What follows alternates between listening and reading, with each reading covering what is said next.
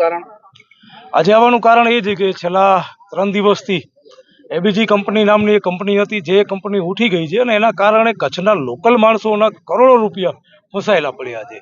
આ લોકોના પૈસા એ કંપનીએ આપ્યા નથી અને ઓક્શન કરવામાં આવ્યું ત્યારે નિરમા કંપનીએ ઓક્શનને લઈ લીધું છે. પહેલે તો આ નિરમા કંપનીની ભૂલ કહેવાય કે જૂનું લેણું જોયા વગર ડાયરેક્ટ કોઈ ઓક્શનમાં જવાય નહીં અને આ કંપનીનું કામ લેવાય પણ નહીં.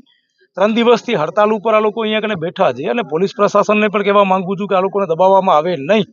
અને હું જ્યારે આવ્યો એ બાદ અમે અંદર ગયા તો અંદર રોકવામાં આવ્યો અને એમના અધિકારી ત્યાં કને બારે આવ્યા અને બારે આવીને એક બાંહેધરી આપી છે કે જ્યાં સુધી પ્રોબ્લેમનો સોલ્યુશન નહીં થઈ જાય, જે કરોડો રૂપિયા કોન્ટ્રાક્ટરના મજૂરોના બાકી છે એ મળી નહીં જાય ત્યાં સુધી કામ બંધ કરવામાં આવશે.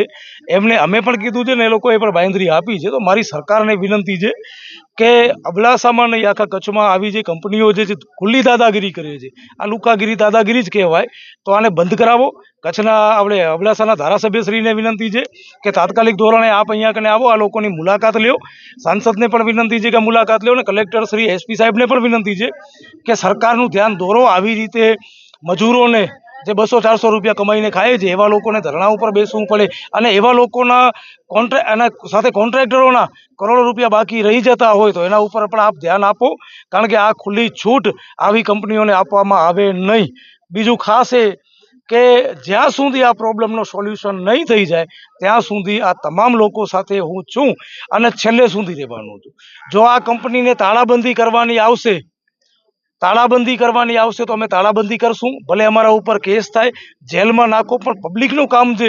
જો પબ્લિકનું કામ નહીં થાય તો કાલની તારીખમાં, કાલ સુધીનો સમય હું તંત્રને આપું છું. કાલ સુધીમાં જો તમામ લોકોને સરખો જવાબ આપવામાં નહીં આવે તો પરમ દિવસે આ કંપનીના તાળાબંધી કરવામાં આવશે અને જ્યાં સુધી આ લોકોનું પેમેન્ટ નહીં મળે ત્યાં સુધી તાળાબંધી રહે.